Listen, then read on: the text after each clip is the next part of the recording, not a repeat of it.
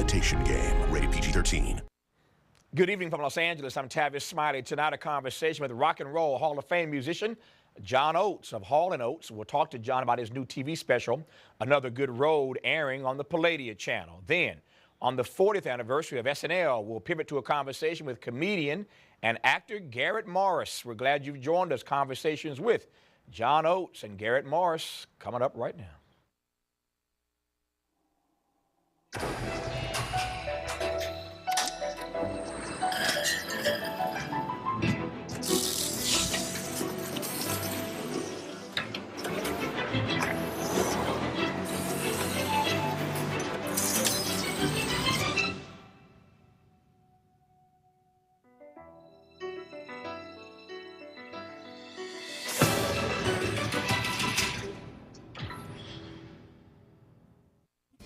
And by contributions to your PBS station from viewers like you. Thank you.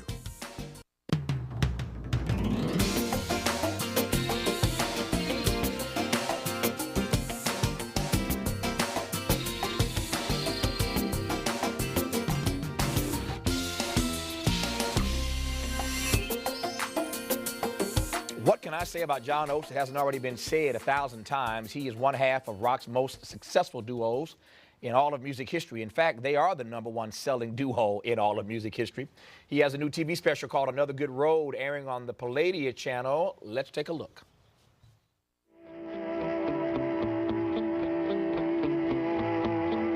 There was a time, there was a place when I dreamed I'd see your face, and now I see you. I see you standing right there.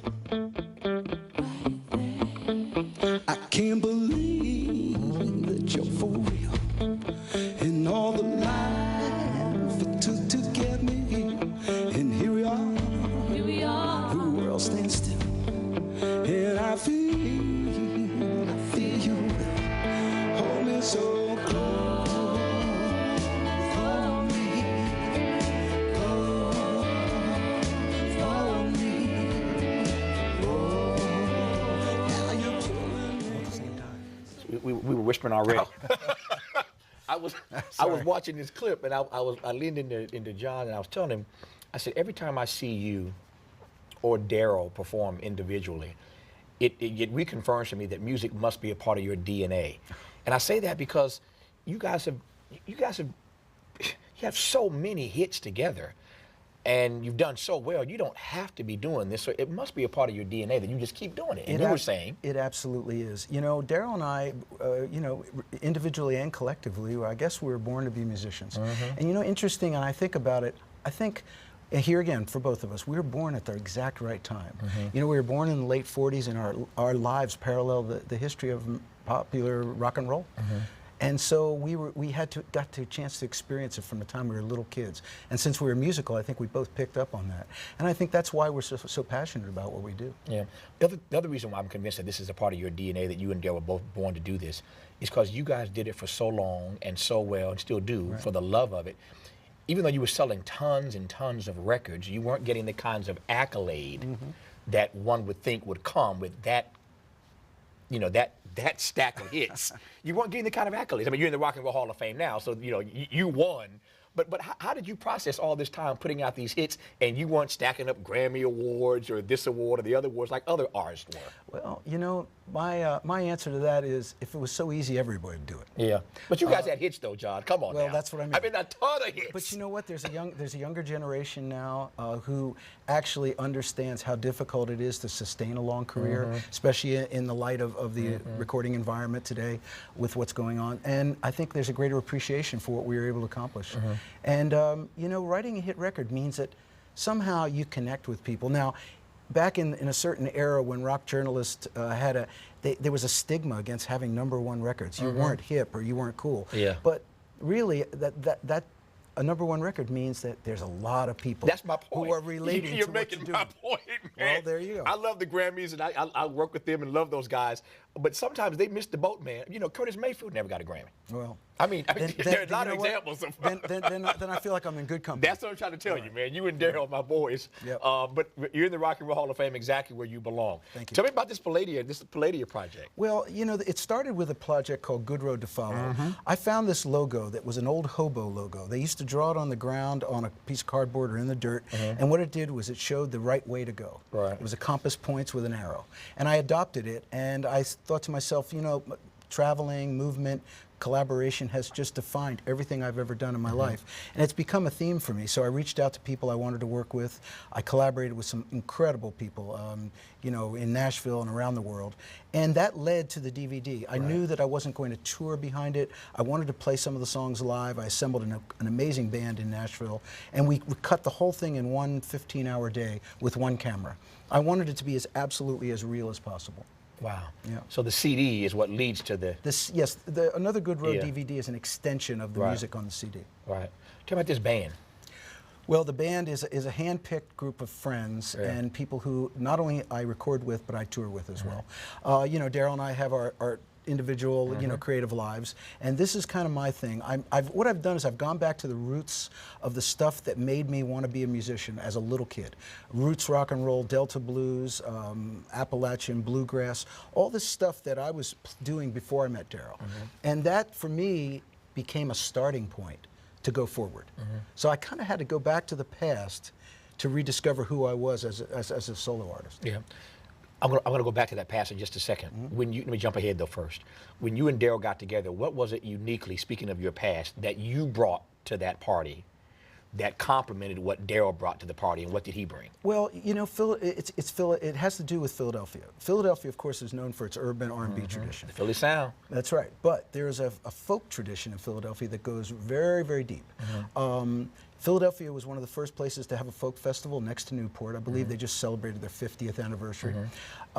Coffee houses, a lot of the early folk performers and the seminal roots performers were discovered and brought to Philadelphia. And they played these coffee houses and sometimes stayed there for weeks at a time. I happen to have a guitar mentor named Jerry Ricks, who he was started out as my teacher and eventually became my friend. And a lot of people like Mississippi John Hurt, Son House, Skip James, Doc Watson, they would literally sleep on Jerry's couch because they couldn't afford to have a hotel. And I would stay in the living room and watch these guys. So I began to learn directly from the source. And that's when I met Daryl, that's what I brought to the table. Daryl came from a little bit more of the street corner doo-wop thing. He was classically trained as well. So really, we bring there's a lot of ammunition that's coming together with the two of us. Yeah. Tell me about the playlist for Good Road to Follow. Well, it started out as a series of digital singles. I actually started questioning how valid an album would be, with the concept of a long-playing, you know, piece of music. Right. I didn't think people's attention spans were really tuned into sitting down and listening to 12, 13 songs. Everyone has an individual playlist, you know what's going on. So I said, well, let me release a series of digital singles with people I really like. And in doing so, there was no consideration for style and coherent music, because I figured, well, it doesn't matter what style it is, they're all singles. And then people on social media said, well, you know, is it going to be an album? And I said, well, it could be. And that's how I assembled it. From there, once I had that formula, I thought to myself, you know, this can be something that I can just do for the rest of my life. I can reach out to people I like or admire and say, hey, you want to make a record? Simple as that. And nobody says no when John Oates calls. So far, so good. and they like it when I pay for it. Yeah, that helps. Yeah, that definitely helps. You've been at this, it's a compliment, you've been at this for so long now. Thanks. That the business of making music, as you were intimated a moment ago, has changed. What do you make of making music in this digital era? You getting used to it? You like it? You hate it? What? Let's put it this way. I wouldn't want to be a new artist. Yeah. It's very tough. You know, and I collaborate and work with new artists all the time. And I see their passion, I see their dedication, I know how hard they work, and I know how difficult it is for them to break through. So that being said, no, I wouldn't go back in time for any, you know, I'm glad that we came up during a period of time when record companies actually invested in careers. Right. I just feel like in the end, if you really had to distill it to something, it would be write a great song, and somehow a great song will be heard. Yeah. I'm going to ask you then, since you set me up so beautifully for this, I've asked this question of a few people on this show, now I get a chance to ask you, what makes a great song? Boy, it's complicated and very simple all at the same time. It's the perfect marriage of music and lyrics, where the lyrics and the music are meant to be together. They emote in the same fashion, and then it's that perfect storm of that song connecting to people at the right moment in time. It's, you know, I often wonder whether a certain song could only be a hit at a certain time because of its perhaps faddishness or it's linked to something that is just maybe hip for or popular at the moment. But the songs that transcend that and that stand the test of time, that's where the songwriters put their yardstick. That's where that's what you go for every time. You don't always hit it, but that's what you go for. So I'll put you on the spot.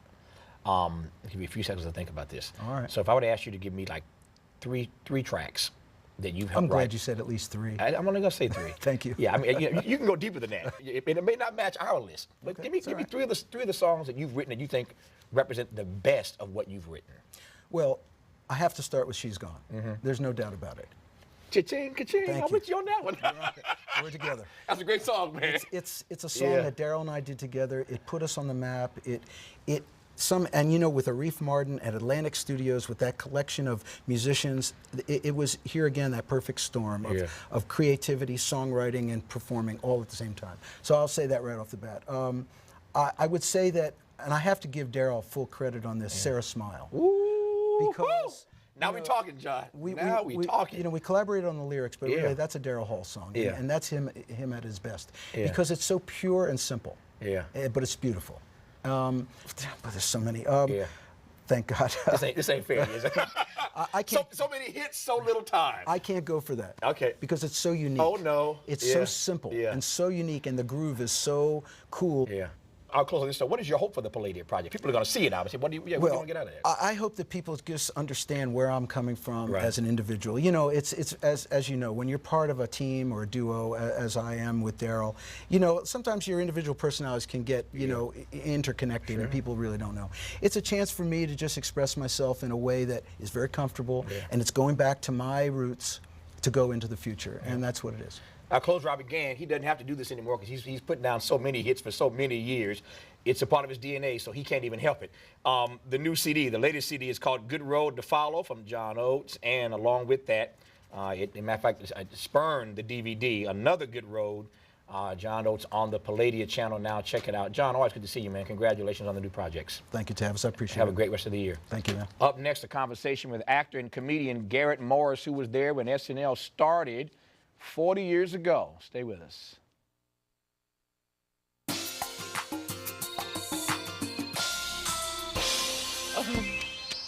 I am delighted to welcome one of the original cast members of Saturday Night Live, now celebrating its 40th anniversary. Oh, my God. My man, Garrett Morris. Garrett is currently a regular on the CBS hit comedy Two Broke Girls and continues to run his LA Blues and Comedy Club. Let's take a look at a clip from Two Broke Girls. Girls, I am so proud of you, too. Getting back up on that horse. After my first jazz record didn't sell, I took to a life of drinks, drugs, and loose women. It's funny how sometimes things just work out right. You still doing it, Garrett? You still doing it, man? Now, look, What, let's what? have it understood. Yes. That was tongue-in-cheek. Yes. Some young people may be listening, Yeah. okay? Okay? So, drug of life and of ambition and all of that I'm talking about, okay? Yeah, there's some other stuff, too. But by the way, talking about actual drugs, October the 13th of this year, I'll be 10 years away from a 30-year coke habit. 20 years sober. Yeah, hey. I love it. My man. Yes, yes. How you feeling? I'm feeling great, man. Are you funny or high or sober? I don't know. I think I'm funny or sober. Yeah. Okay. I find that a long time ago I did that. But in the last 25, 30 years, I have not done that. Okay. And one thing I tell the audience is, well, I start my show off sometime with, "Tonight I am drug free," right? And they clap, they clap. Yes. because I ran out yesterday. Right? But I will not be drug-free tomorrow. Should I mention that I'm a card carrier? I understand. I'm a card carrier for medical marijuana because I found out the symptoms, Tavis, was glaucoma. Yeah. Right? Yeah. So I went to the doctor's office like that, right? Doctor said, Garrett, you did not have glaucoma. I just saw you drive up and park your car. I'm an idiot. I forgot the stuff makes you blind, right? Yeah. But I caught him. Yeah. I'm improv. Right away I said, but doctor, I got prescription windshields. Yeah. Hey, is that improv right away? I like it. Is that improv right away? Hey, don't hit me, you know. But and it's good for insomnia. Yeah. Right? But the best consciousness, obviously, is your own natural consciousness. I agree with that. When you started on SNL 40 years ago, what was your mental state then? Man, my mental state was, thank God I got a job, can pay the rent now, okay? Because I had been a school teacher, you know, I have PS 71. That's right. I was out of a job. I'd gone back to Broadway with a thing called Hallelujah Baby. Frida Payne, Leslie Uggams were in it. And it was a lull, right? And sure enough, I had written a play, which Bill Duke had directed, and Lauren Michaels come to town looking for people to be in the writers thing, right? And sure enough, I'm doing a lot of drugs, a lot of coke, a lot of marijuana and stuff. But money is scarce, so I'm not even doing much of that at the time, right? So I'm halfway sober. Right. And sure enough, I remember Os Scott, the director, Os Scott. Oh, yeah. Os Scott and I were in my apartment together. And he said, where you going? I said, this guy said he wants a black writer. And sure enough, I go there, and what began then was a lot of tension, which caused me to do a lot of stuff with the drugs, which I thought was helping me to get straight, and it wasn't, okay? And I did have much put out, but I'm not really proud of a lot of stuff I did there. I'm proud of some stuff, but not as proud of others. I'm not proud of the fact that during that time, I didn't learn to communicate in a way that I felt, and let me tell you what I mean. If you are in a show where you're trying to promote your funny ideas, Tavis, don't go into the producer's office alone with your funny idea. Yeah. Go with your boy. Yeah. Who's going to laugh at your joke when you tell him. Oh, I got it. Okay. Right. If I ever pitch something, I'll know how to do this. Right. And I was already an introvert, and the drugs made me more introverted. So after every show, I'd go home. No, don't do that. Yeah. After the show, you go to the bar. Even if you don't drink, you go to the bar and you talk. Yeah. You form alliances. Yeah. You know, none of that I did in 5 years. So those two things I felt were serious mistakes. Are you happy, though, with the work that you did on SNL? I'm happy with the work I did. Yes, I am. I like... what characters you like the best? Wow, that's Chico Escuela. Yeah, I love Chico Escuela. Hard of hearing. But you know what, man? There's one character that I did one time that remains a favorite. I'm going to tell you why. Because here's what happened. Okay. I was at Belafonte thing for 10 years, right? And when I was there, I was a 20-year-old, just got out of college. Right. All these older guys are saying, what do you think? You know, what do you think? What do you think? What do you think? But they're telling stories. One guy told a story about how Art Linkletter, with Truth and Consequences. Love him, yeah. Which is bring people up from the audience who had talent and ability, right? If you dance, come up and dance. If you sing, come up and sing. If you compose, come on and do one of your songs. Sure enough, a white lady from North Carolina had written about 400 songs. He found out about it. Ladies and gentlemen, sister so-and-so wrote 400 songs. We want to play one of those. She said, no, please, no. She said, come on, lady, she's just shy. Clap her up. They clapped her up. She came up, sit down. No. Please, play your favorite song. Swear to God. He said, play your favorite song. This is what she did. Da-da. I'm gonna get me a shotgun and shoot all the niggas I see. They blacked out the TV. They blacked out the TV. All right? They blacked it out. You know that's true, because you know the 50s. Yeah. Now, switch to 1975, right? 1975, right? Right. my improv, I learned it at the hands of Imam Muammar Baraka, Dick Williams, right? We did improv serious stuff, not trying to be funny. Right. We did stuff about junkies, about pregnancy, about domestic violence. So if we got something funny, it just happened, right? I go to Saturday Night Live, John Belushi and them, they got comedy from 1 to 100.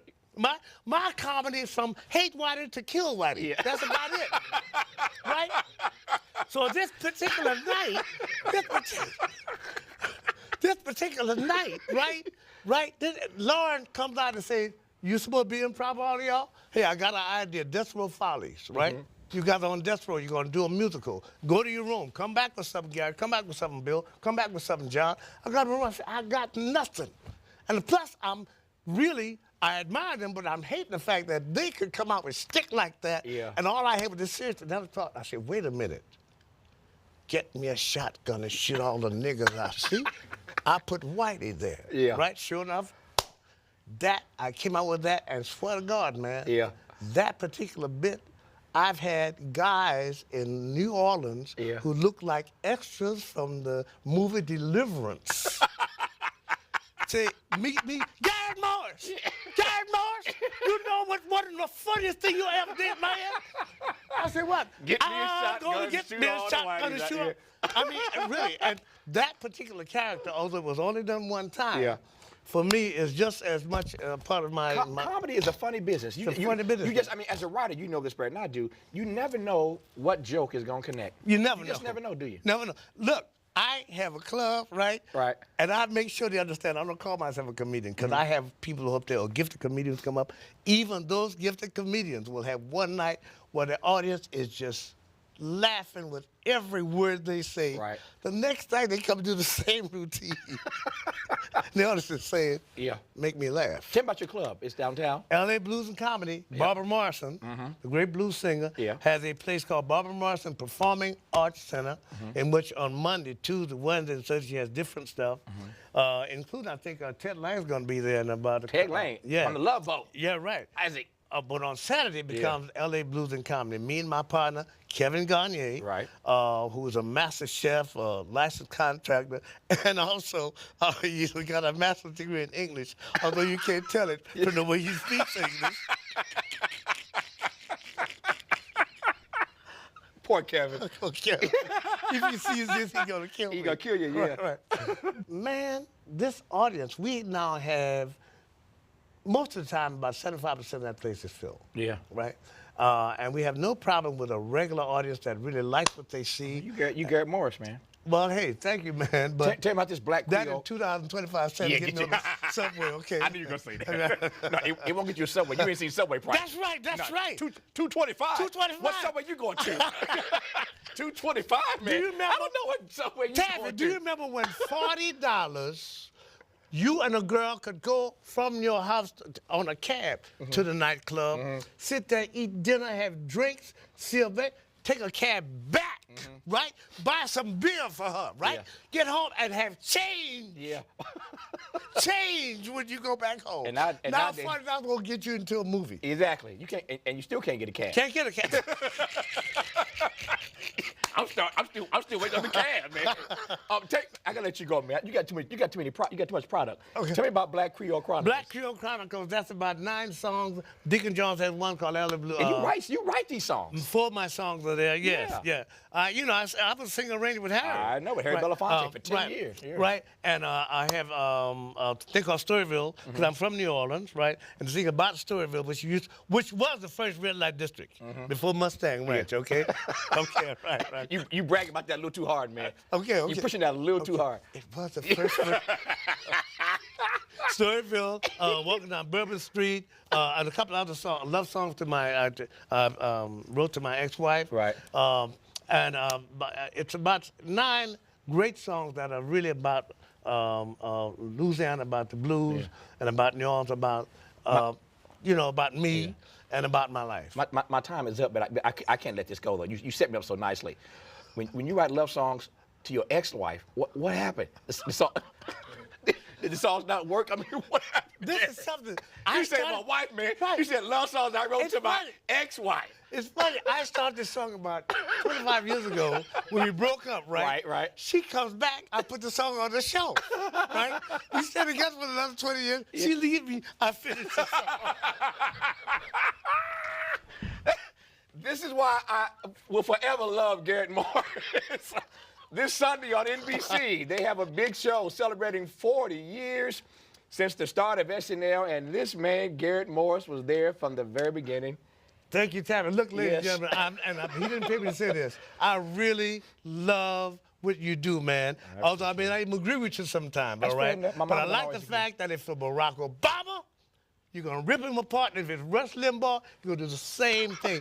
You don't respect nobody. You and Jon Stewart, and Rachel Maddow Yeah, okay. don't respect nobody. I wouldn't exactly put it like Can I that, say it? Garrett. Can I say it? Can I say it? Yeah, there's your camera. There's your camera. Right here. If you F up. There you go. If you F up, this guy will tell you about it. And I love that. I love that. I love you more. Okay. And there ain't nothing you can do about it. Okay. I just love you. That's our show for tonight. Thanks for watching. And as always, keep the faith.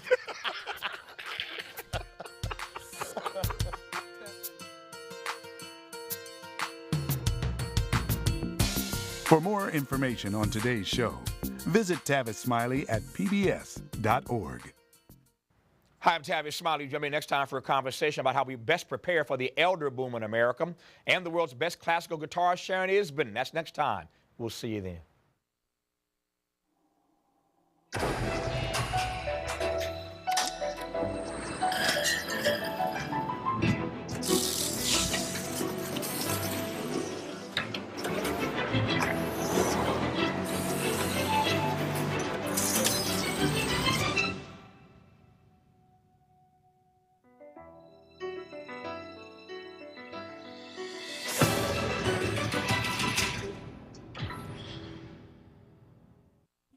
And by contributions to your PBS station from viewers like you. Thank you.